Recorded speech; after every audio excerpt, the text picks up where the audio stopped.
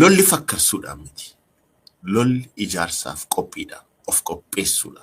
Qabsoon karaa nagaa har'aa wantoota 100 ol qaba kanatti gaggeessuu dandeessu jecha. Sirni impaayiratti Itoophiyaa ukkaamsaadha, hacuucaadha, hidhaa seeraan alaa gaggeessa. Sirni kun kan inni ijaarame shiraan ijaarame. Sirni kun saamicharratti ijaarame, sobaan ijaarame. Gaafa dhattee baankiif taankii sana qabattu TPLF galagaltee haqa awwaalti. Galagaltee goota ajjeesuuf nyaachuu jalqabde, beeka ari'uu jalqabde, hidhuu jalqabde. Faannoo fudhannaa ilaalla. Faannoon kan ashaboon ija dhiqattee biyya alaa kana keessatti faannoo fi TPLF wajjin dhaabbannee Oromoof fala barbaanne jedhanii Oromoonni obboloonni keenya jooraa jiran jiru. Impaayira sana keessatti karaan nagaa hin hojjetu. Lolli barbadeessaadha. Lolli gaaga'ama guddaa fiduu danda'a. Dhala namaa irratti, qabeenya irratti, egeree irratti, guddina irratti. Kanaaf lolli kan ta'uu qabu gaafa falli karaa nagaa cufame qofa.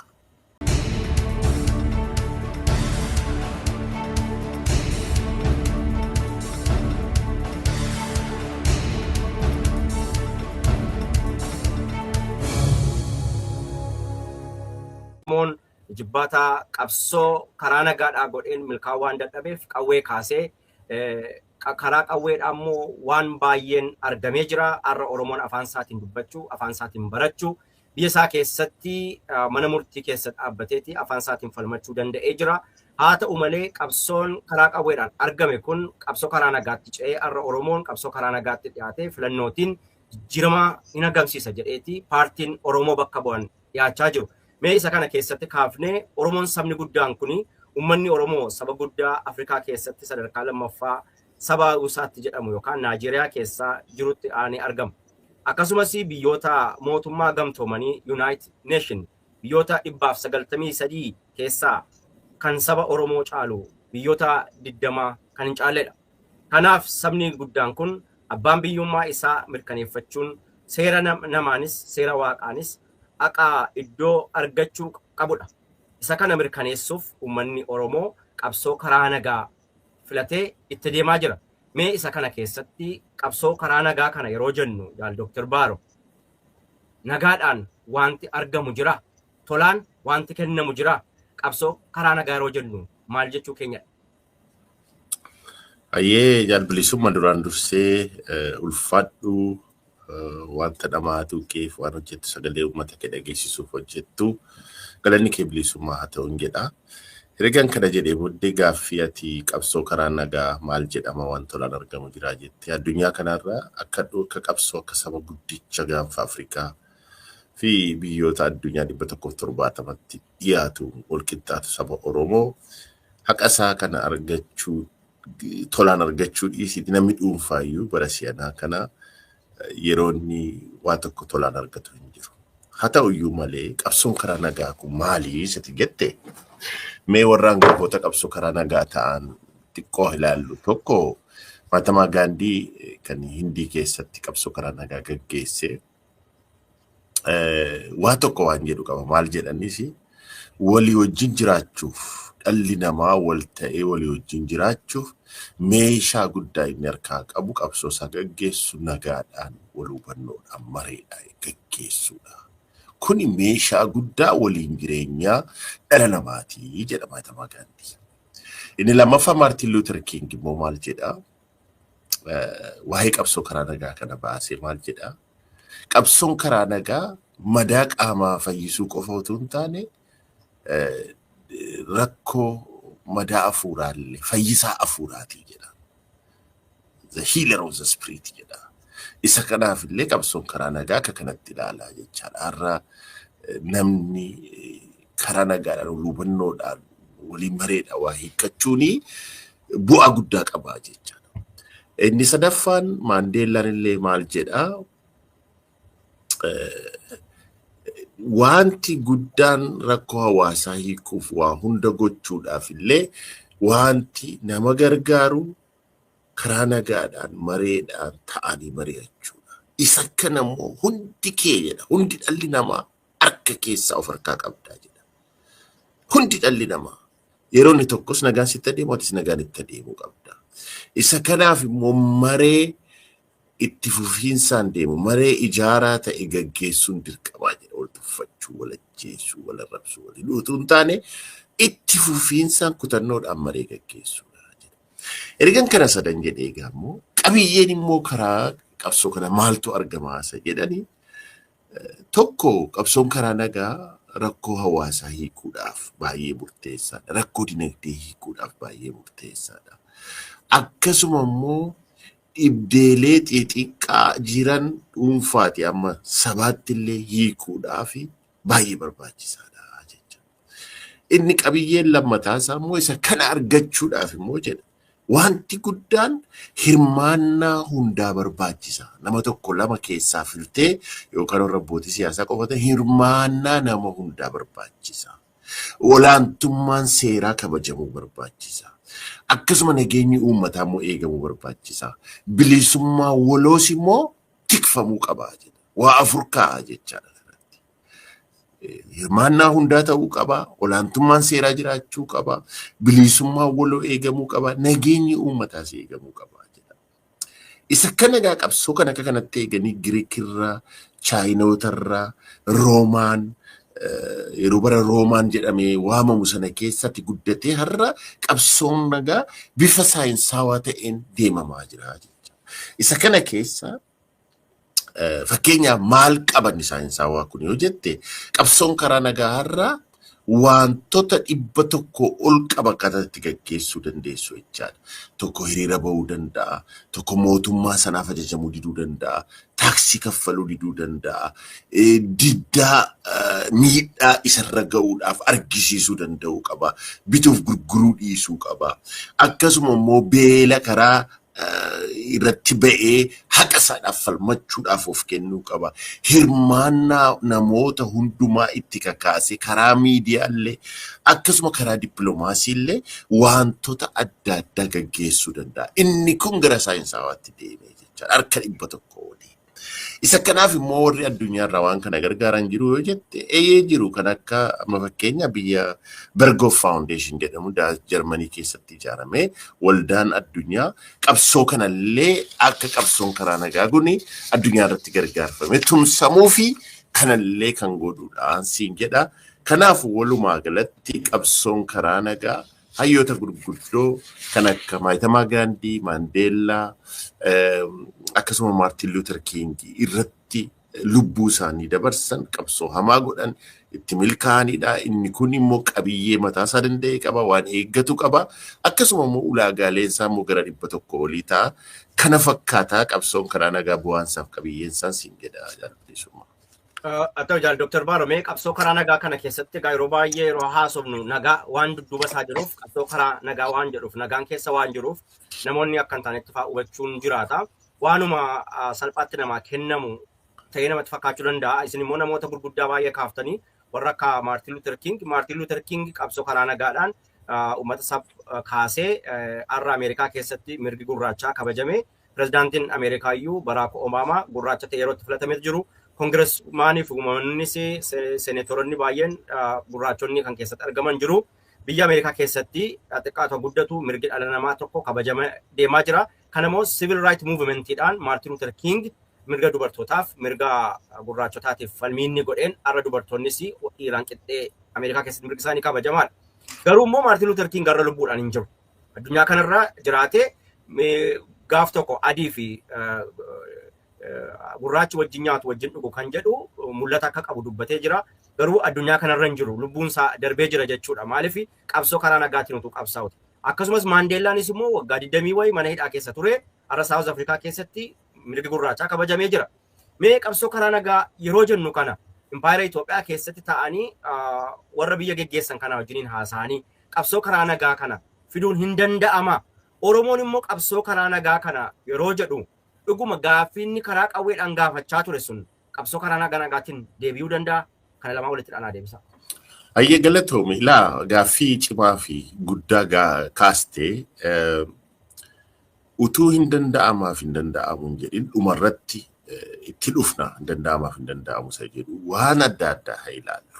Tokko sirna impaayera Itoophiyaa kana ilaallu. Sirni impaayera Itoophiyaa keessatti qabsoo karaa nagaa gaggeessuun hin danda'ama isa jedhuu fi dursinee sirni impaayera Itoophiyaa ukkaamsaadha, hacuucaadha, hidhaa seeraan alaa gaggeessa, akkasuma mirga dhala namaa sarbaa, itti dabalee immoo goolessaadha. Sirnichi kana fakkaata jecha.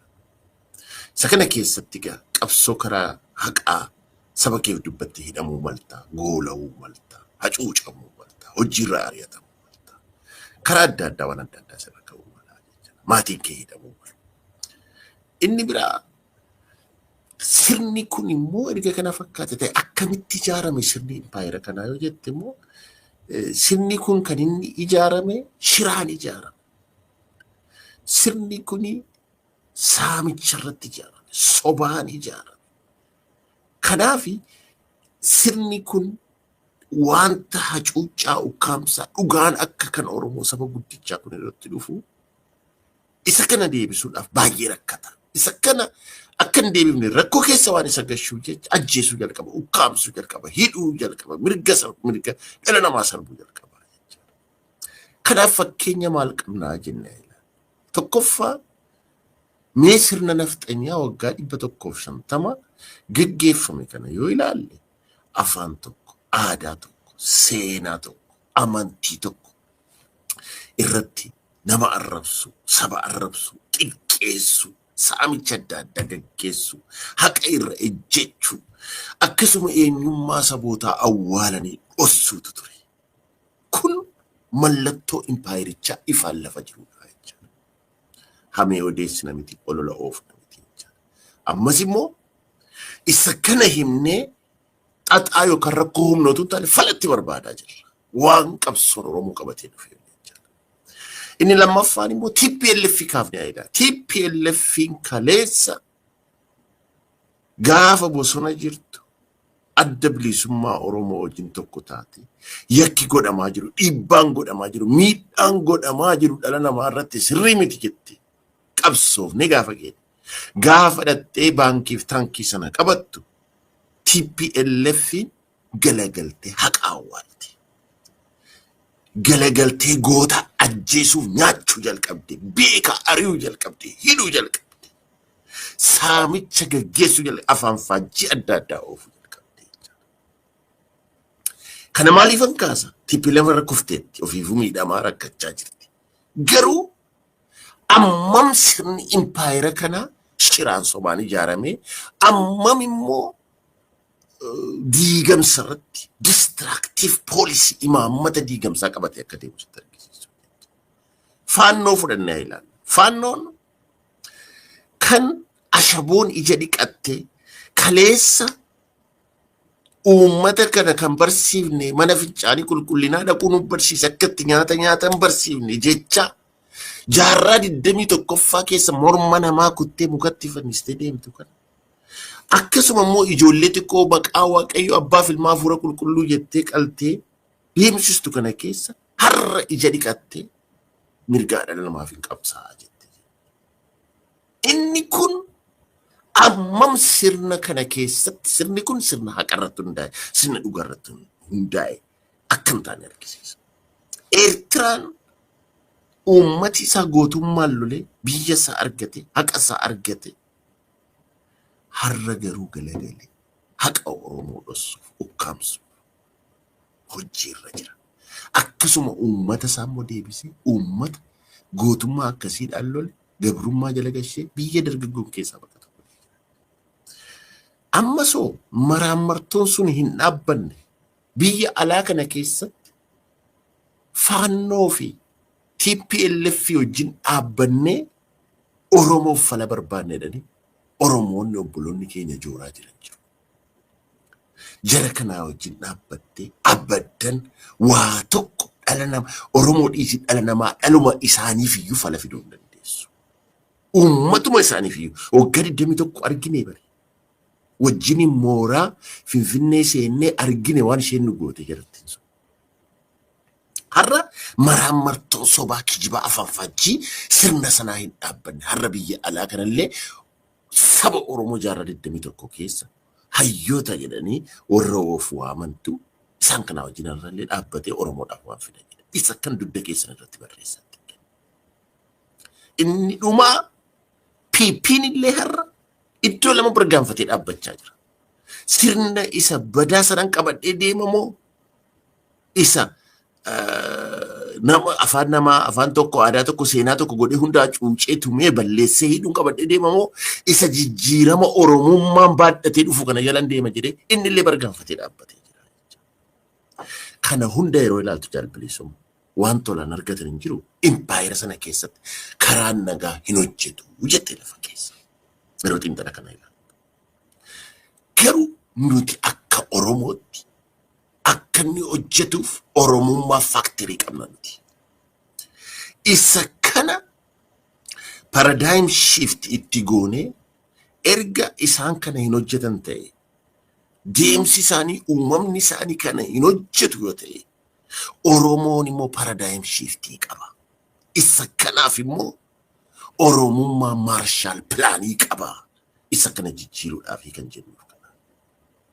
Kanaaf yeroo Oromummaa erga sirni Itoophiyaa akka inni tuumameef jiraatuuf deemu kun nagaaf hin ta'u jenne. Oromummaa maarshaal pilaaniin immoo maal fakkaataa jenne. Oromummaa maarshaal pilaaniin jecha tokkoon sii kaasa. Bara lola addunyaa lammaffaa jaalbilisummaa Awurooppaan daaraa taate. Dinagdeen ni bade. Namni miliyoonaan dhume. Beelatti namman kosiifaa keessaa funaanee nyaachuu jalqaban. Awurooppaan nu irra dhufnee keessatti nagaa arganne, dimokiraasii arganne, kabaja arganne, afaan keenya dubbanne, aadaa keenya gaggeeffanne, barannee biyya isaanii keessatti ajajatan ittiin jiraannu kuni lola addunyaa keessatti daaraa taate turte. Inni kuni 1945 amma 1947. Yeroo kana jecha cimaa tokkotu ba'e. Maa inni jechi kun Churchill won the war and Marshall Words won the peace. Jechi Churchill, President Churchill England lola sana mo'ate.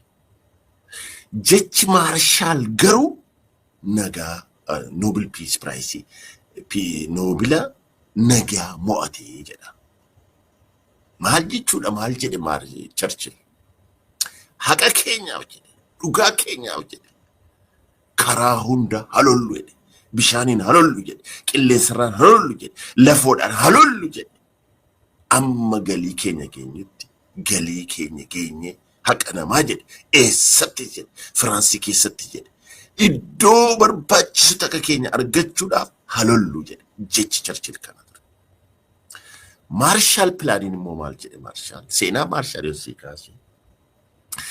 Erga 1945 amma 47tti mootummaan Ameerikaa yeroo addunyaa kana lammaffaa booda kan nagaan dhaabbatee hafe Ameerikaa qofa ture. Ergasii booda Ameerikaan wanni tokko baase economic recovery of Europe jedhetu yaada tokko dhiyeessa. Yaada kana immoo President 1947 President Harry Truman George Marshall itti gaafatamaa the Secretary of State gaafatamaa United States godhee file. Erga isa kana filee booddee immoo isa kana jalatti akka gaaffii recovery Awurooppaan kun deebi'uu fi gorsa George Kennan jala taa'ee ture. Isa kana keessatti gaafa gorsu European Economic Recovery kana keessatti yaadota isaan dhiyeessan sagantaan sun the Secretary of State George Marshall waan ta'eef Marshall Plan for Europe jedhamee lafa taa'e. Inni kun maal qaba? Dinagdee kana deebisnee haa ijaarru. Nagaa deebisnee haa buufnu. Wanta hundaa caalaa immoo jedhe.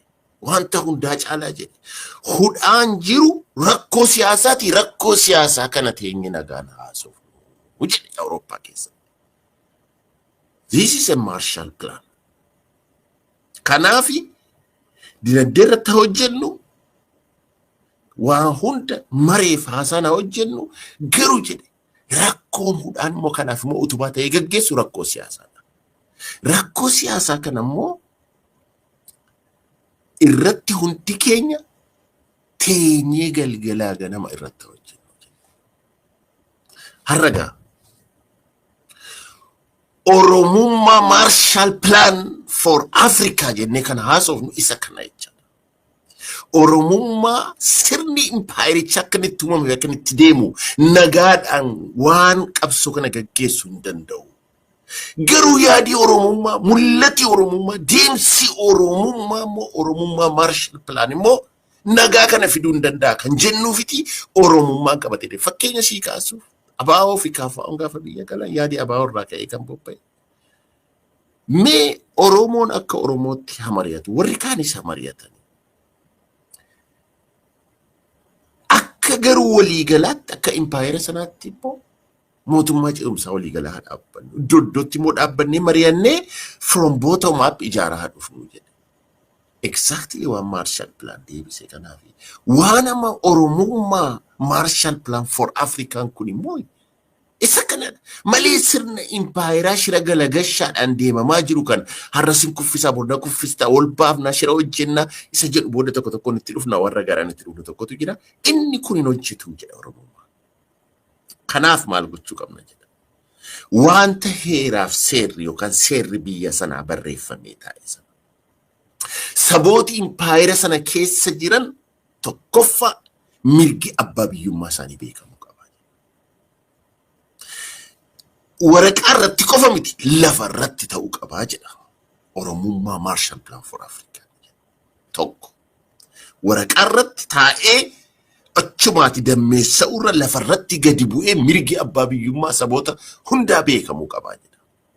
Ergasii yoo maree walabaaf ifa ta'e uummata kana wal gidduutti akka inni gaggeessu walii isaa gidduutti isa kan Oromoon Oromoo gidduutti Sidaamaan Sidaamaa gidduutti isaanis walii isaanii gidduutti akkuma pilaanii maal jedha mootummaa ce'umsaa Oromiyaa mootummaa ce'umsaa waliigalaa isa jedhamu sana jechaadha.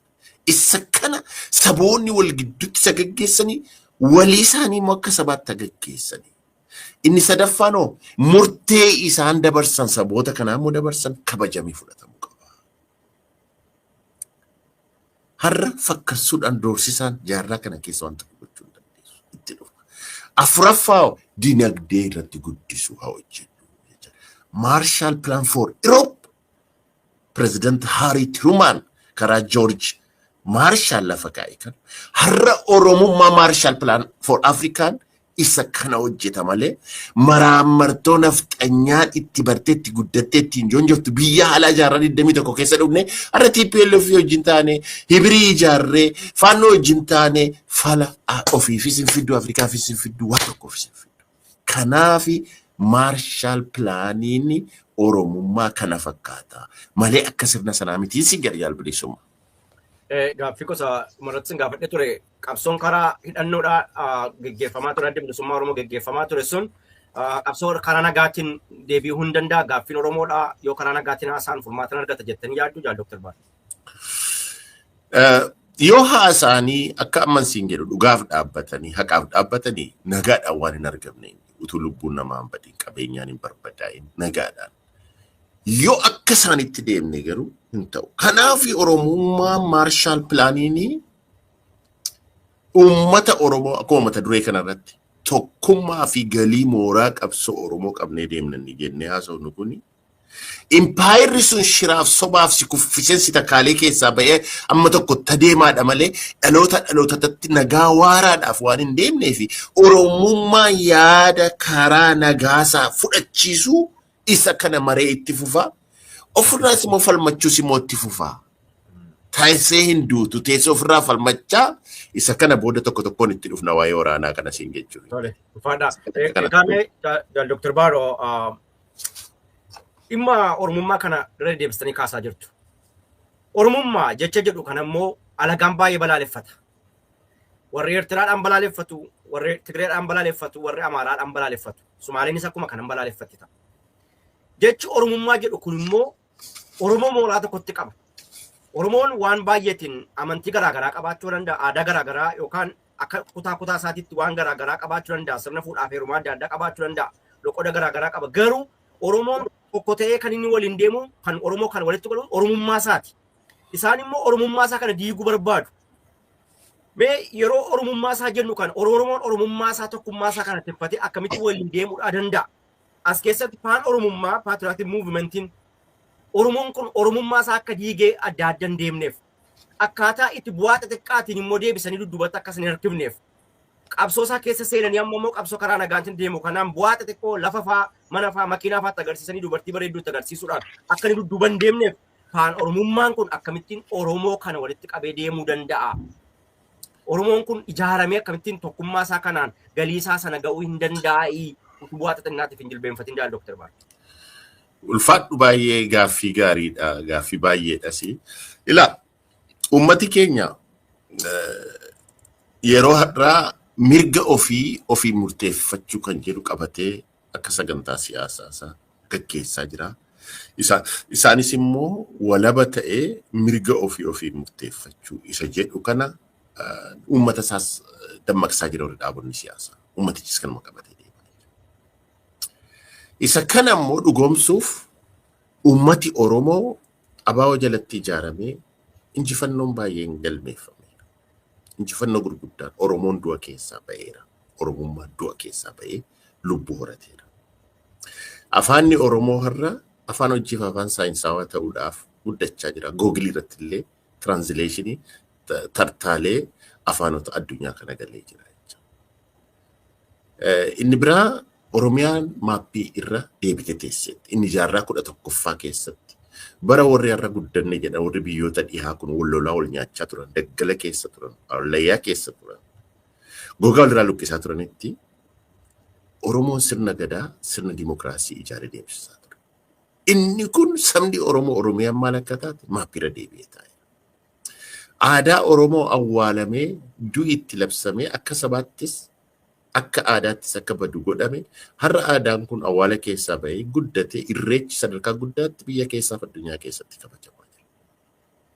Addunyaanis akkasuma saba Oromoo sabii guddichi gaanfa Afrikaa akka jiru argani kun akka kanatti calaqqisee bareedee kan deemaa jiru. Addunyaanis argee jira. Kun injifannoo keenya. Karaa biraa immoo akkuma kan masila kaastee Oromoon karaa adda addaa Oromiyaa keessatti du'aa jira, ajjeefamaa jira, qabeenyaa isaa barbaadaa jira, rakkachaa jira, hidhamaa jira. Kana kan hin jenne irra ga'amaa jira. Isa kana immoo iddoodhaan ga'uuf Oromoo kana karaa hundaa adda babaasanii akka inni tokko ta'e iddoo tokko dhaabbanne waan ati gaaffii keessa. Oromummaan kun maali? Diinnoon jibbaan balaaleffata.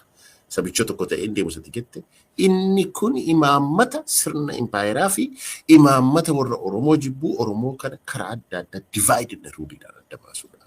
Hojii guddaa ture. Kan amantiidhaan, kan kutaan, kan gandaan, kan ilaalcha bifa adda addaa. Inni kun hojii afaan faajjii karaa adda addaa itti adeemamaa jirudha jechuudha. Takka federaalistii ittiin jedhu, takka immoo xabbaab ittiin jedhu, takka immoo tagantaa ittiin jedhu, waan isaan ittiin kennan jiru saba kanaa. Amma inni biraa immoo wanti guddaan maaliif saba kana irratti duuluu jetti qabeenyaa isaati. Waaqayyo gadaamessa haadha Oromoos akka namaattis akka qabeenyaa lafaa fi lafaa ol jirus Waaqayyo eebbisee uumeera Oromoof Oromiyaa. Gadaamessi haadhi Oromoo guddaadha. Baay'eeti sabi guddate. Amma erga kana ta'ee jira ta'e karaa tokko injifannoo argannee jira ta'e karaa tokko immoo rakkooleen nu keessa jira ta'eeti. Hojii guddaa uummata Oromoo kana tokkummaadhaan kaafnee akkuma mata duree kana walitti qabamee wal hubatee deeme galiisa kan waloo dantaa biyyaalessaa sana eegsisu geessisuudhaaf hojii guddaa nu eeggata. Hojii guddaa cimaan nu eeggata. Salphaa hin ta'u. Fakkeenyaaf bara Minilik uummati keenya eeboof gaachanaan lolaa jedhu isaan kilaashii faranjiirraa argatanii lolan. Bara Dargii nuyi kilaashii argannee jenne isaan taankiidhaan nu lolan. Xiyyaaraan nu lolan. Amma immoo addunyaan gara teekinooloojiitti guddattee niwukileeriidhaa fi misaayilii iyyuu fiduu deemu.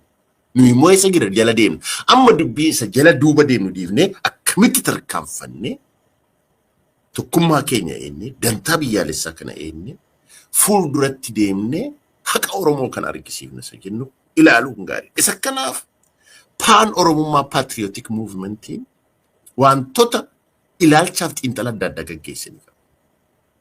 Inni kun mee sabii guddaan kuni inni jalqabaa jaalbilisoma sabii guddaan kuni salphinni kun hundi akkamitti irra ga'e akkamitti xiqqaatee addaan hiramee afaansaas badee aadaasaas balleessanii isas tuffatanii arrabsanii mana isaa gandasaa keessatti dhufa akkamitti ta'e jennuu fakkaataa. What happened? Maaltu ta'e?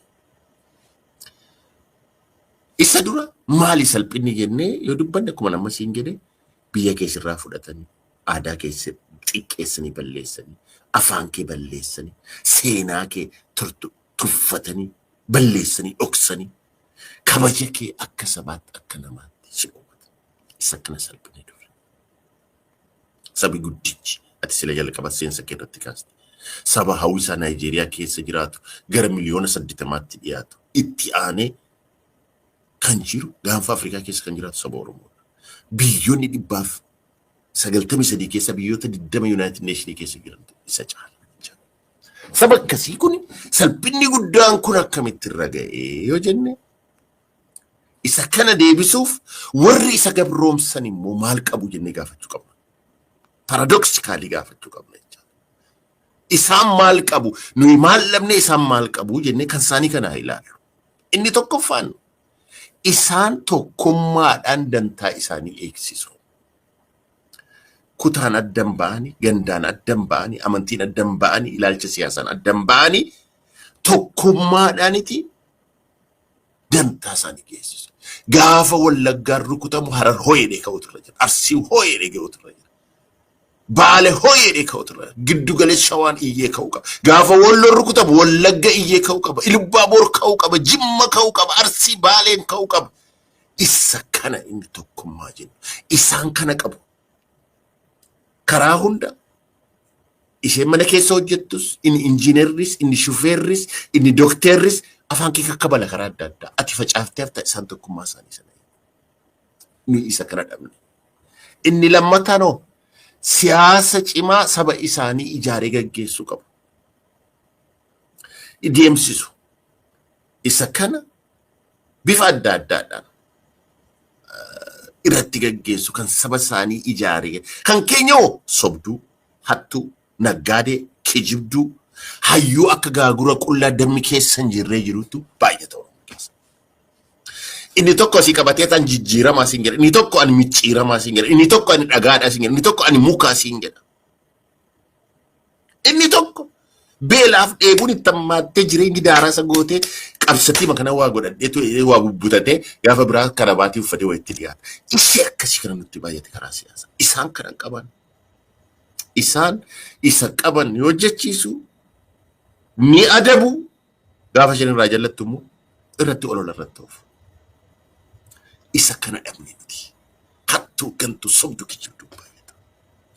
Kan dhattee ofii qullaa taate akkan hayyuu gaagura qullaa ta'e siin jedhu sila. Mee bara 2018 fudhadhu. Akka isaanitti nama macheessan, akka isaanitti nama iyyisiisan. Qabsaa'onni waliin turre yeroo isaan guyyaa saafaa dhugatanii dirreetti deeman lakkisaa. Dubbiin kun qullaadha. Dubbiin kun offaadha. Habishaatu haa ilaallu. Saba Oromoodhaaf waa goona taanaan mee teenye tasgabboofne haa ilaallu jedhu.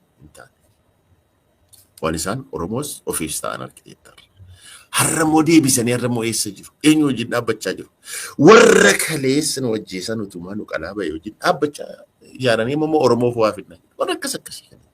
Amma olola irratti ofuuf miti yookaan jechuun inni kun sirrii miti. Isa kana hanqannee jechaa jira miti. Isaan kana qabu jechaa jira. Inni dhumaa humna waraanaa isaaniiti. Humna ittisaa isaanii. Beekumsa waraanaa fi dandeettii waraanaadhaan wal ijaaranii deemu. Amma gaajal bilisummaa kan yeroo baay'ee dheerana dhaabuun dandeessa wanta kana irratti waan hin jechuu barbaadu. Warri karaa nagaatti jiran karaa nagaatti jiruu itti fufa. Waa waraanaa kana irratti hubaatii jechuu barbaada. waan ati sila nagaafatteefis achumaan akka wanni ta'utti. Tokko waa'ee waraana irratti injifannoo waraana irratti argachuun akkamitti danda'ama kan jedhu qorannoo gurguddaa hayyooti gaggeessan 1993 gaggeeffame. Isa kana irratti injifannoo lola irratti argatan waan baay'ee tuttuqanii jiru. Saamma takka waaqayyo lolaaf nu uume nutu ekspertiidha jedhanii karaa kaabaa kana iyyaa jiru. Nutu waa hunda uume nutu waa hunda balleessaa jiru. Garuu xiinxalli lafarratti ta'ee fi fiild riisarchii ta'ee fi wanta immoo saayinsawaa irra jiru kana waan tokko tokko ilaallu. Isa kanaaf waa'ee karaa hoogganaa qorannoo kana irratti waa'ee hoogganaa waraanaa ilaalchisanii waa afur kaasu. Inni tokko dandeettii waraanaa. Knowledge and skills jedhu. Furmaata, attitude akkaataa attitude waraana irra jirtu itti waa furtu. Tika cimaa general intelligence. Murteessaa ta'uu kee decision maker iddoo lafoo irratti waa afuran kun murteessaadha jedhu akka liideritti. Tokko beekumsaaf dandeettii kee. Lama furmaata. Yaada furmaataa fiduu kee akka waraanaa liiderii waraanaatti. Yeroo hunda qawwee kilaashii dhukaasuu qofa miti. Yaada furmaataa lakkisaa yookaan ta'e kana goona akkas goona dhiisaa jecha. Humbleness isa argisiisa. Keessaan goota alaan immoo lakkisaa wanti kun utuu hafe uummataaf isiniif hin baasu biyyaaf isin egereef isin gargaaru jecha. Inni biraa tika cimaa intelligence general information kan argachuu danda'u. Kan waan sana gala deemee funaannachuu eeguu danda'u. Inni afuraffaan murteessaa ta'uu kee decision maker. Inni kuni liiderii waraanaa irratti kana kaan qorannoo. Inni biraa lolli tokko kan gaggeeffamu yookaan ittisaa ta'uu yookaan immoo rukutaa ta'uudhaan.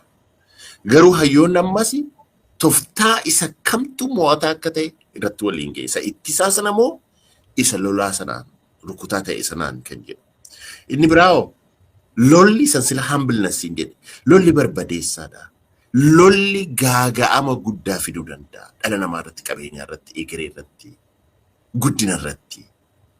Kanaaf lolli kan ta'uu qabu gaafa falli karaa nagaa cufame qofa. Isa jedhu qabatanii deemu jecha akka loltuu tokkotti. Gaafa lolaaf hin ba'a jettu waa hunda yaaleera ijibbaadheera. Haqa koommoo kuffisee gabra ta'ee jiraachuun barbaadu. Dhugaan barbaada, haqan barbaada. Haqa kanaaf immoo karaa nagaa karaa hunda yaalee hin jira.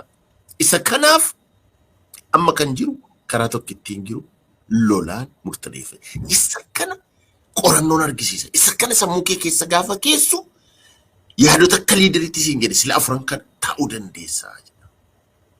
Xiinxalli akkamitti mo'ata yeroo loluu taatu fakkaruutu hin taane saayinsii lolaa sanallee saayinsii loltuu sanallee hubachuu. Inni biraa qabeenya resource qabaachuu jedha. Isa kana jalattis waa afur kaasu. Maal jedhu? Humna waraanaa guddaa ta'uu qabdaa jedhu. Lammaffaa humna teekinooloojiin illee guddaa ta'uu qabdaa jedhu. Sadaffaa hariiroo uummachuudhaan ollaa irratti ol ijaaruudhaan biyyoota adda addaa uummachuudhaan.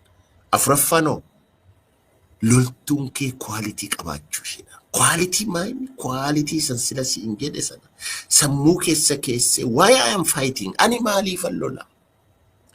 Karaan itti ijaabbaatamee jiraao? Karaan nagaa kun ijaabbatameeraao? Moo warruma hattoonnii fi saamtonni dhaqanitti nagadatanidha? Ijibbaanneerraa we as a fighter, we as a freedom fighter.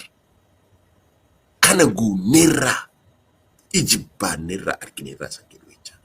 Inni kun quality of your soldiers. Tokko kan. Inni lammaffaan decision makerii ta'u inni ati ofii keetti fiildii irratti jecha. Amma gaa yeroo kana kaasan yeroo waan afuran kana risoorsii kaasanii humna waraanaa kee, teekinooloojii kee, ollaa kee hariiroo kee ijaarrachuu. Isa kana yeroo ilaalan warri weestii warri dhihaa kun akkamitti maalirratti fokas godhu waan afuran kana keessaa hojjette isaan yeroo baay'ee waa sadii irratti tokko ollaa hariiroo ijaarrachuu, ollaa wajjin biyyoota adda addaa wajjin humna allaayansii ijaarrachuu.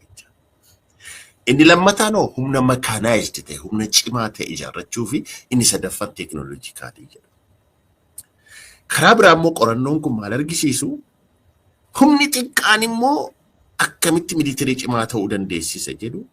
Humni xiqqaan kun sochii lafarraa bilchaataa ta'e akka durti gireen TPLF jechaa turte tokko mabraqaawwee xiqqaatisa jettu kana jechaadha. Isa kana saayinsii kanarraa fudhatan amma isaan. Isa kana humni xiqqaan kun akkamitti lola yoo jedhe tokko mobility ground forces sochii addaa sochii xiqqaa humna guddaa barbadeessu waan guddaa barbadeessuu danda'u. Isa kana inni lammaffaan teekinooloojiidhaan guddachuudha. Inni afuraffaan professionally lolchisiistuun kun liidaroonni lolchisiisaa isa kana qabaachuu qabaa jecha. Amma qorannoo kana keessatti dhumarratti maal jedhu? Kana maaliif haasaa jedha? Itti dhufna fakkarsuu lafaa kaanii mafakkaruutu hin taane gaafa loluuf kaanu gaafa waan nagaa haasofnu hin beekne jechaadha. Maaliif akka nagaa haasofnu hin beekne. Maaliif akka nagaa barbaadnu hin beekne. Lolli immoo maal akka barbaadus hin beekne. Malee lafa kaanee akka gaagura qullaa iyyuu miti jechaadha. Amma kanaafi isa kana keessatti doktiriinii isa kamtu mo'ataadha. Humna xiqqaa lafarratti adeemuuni fi humna guddaa sana bobbaastee teekinooloojiin guddistee isa kam isa jedhu ammallee qorannoon hayyootaa kun hin fixamne. Garuu wanti murtaa'aa ta'e waan isaan jedhan dirree irratti mo'achuuf humna kee sochii guddaadhaan sochoostee yeroo gabaabaa fi yeroo xiqqaa yeroo murtaa'aa keessatti handhuura diinaa keessa galtee isa kan diiguudha humna onni sanaa jedhu iddoo murtaa'aa ta'e central core isa kana. Amma fakkeenyaaf tooftaa TPLF itti gargaaramtu keessaa yeroo hundumaa fuulduraan sin loltu akka dur Oromoon sirna gadaa keessatti lolu humna xiqqoo fuulduraan gaggeessuuf humna bitaaf mirgaan gaggeessu Oromoon dura akkasitti lolaa ture. Qoraxaa jetti isheen. Asiin shan sitti ergiti isa kan goote yoo ati liidarii sila siin jedhe sana kan ilaalee bitaa mirgatti ilaalee decision fudhatee qorannoo qabaatee intelligensii isaa sana qabaatee hin gaggeessu ta'e irbaata kanaa taata.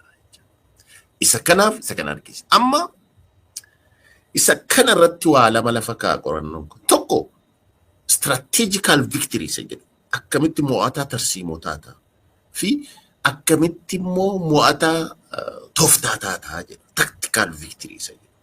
Maal jechuudha strategical victory yookaan mo'ataa tarsiimoo yeroo lolli ta'u maal ta'a kan jedhu. Inni tokko lolaan hunda ishee balleessitee mo'attee caccabsitee lolaan itti galu tokko. Inni lammaffaan cost benefit bu'aa fi gaaga'ama isaa analyze gootee isaan maal jedhu maqaa kaadiitti kennu rationalist perspective jedhu isaan. Isa kana ilaaltee hariiroo haasa'uu waliin haasoftee nagaan hiikkachuu waan kana kana. Inni biraa match fixing lola sobaa gaggeessu jechuudha. Maaliif? Waan adda addaa iddoodhaan ga'uuf. Amma warri qorannoo kun maal jedhu?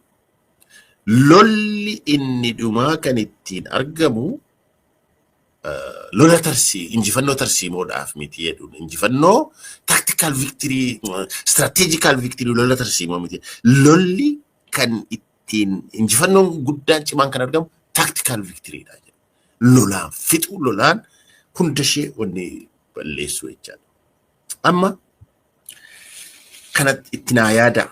Amma waan paan Oromummaati jette waan ati gaaffii sila kaasteefansii dhufaa jira. Akkamitti uummata keenya kana walitti qabnee tokko ta'ee akka inni warri Amaara warri nafxanyaa jibbanis warri diinaa jibbanis achumaan sa'aatii keenyas deemaa jira yeroo lammataa akkatti dhufnutti warri diinaa jibbanis Oromoon immoo tokko ta'ee gaggeessa jetteti isa kana gaa ilaallama jaalbilisuu.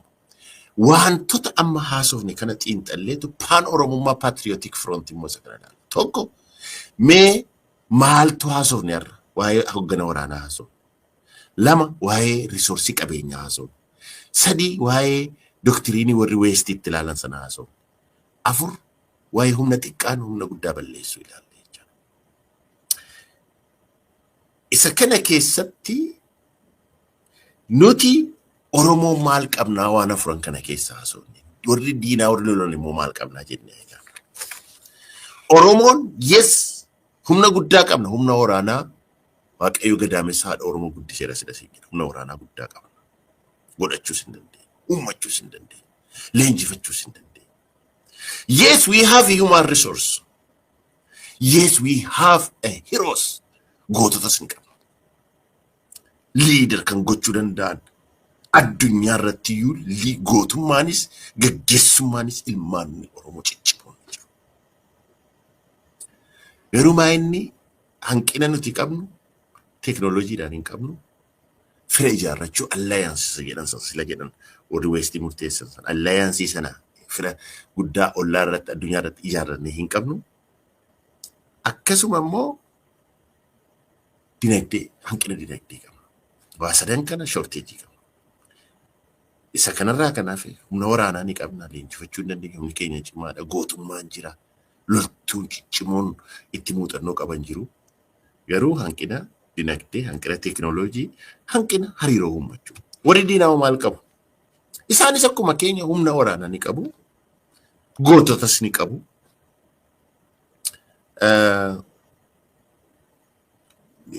Rakkoo akkuma keenyas immoo rakkoo dinagdee rakkoo teknooloojii ni qabu.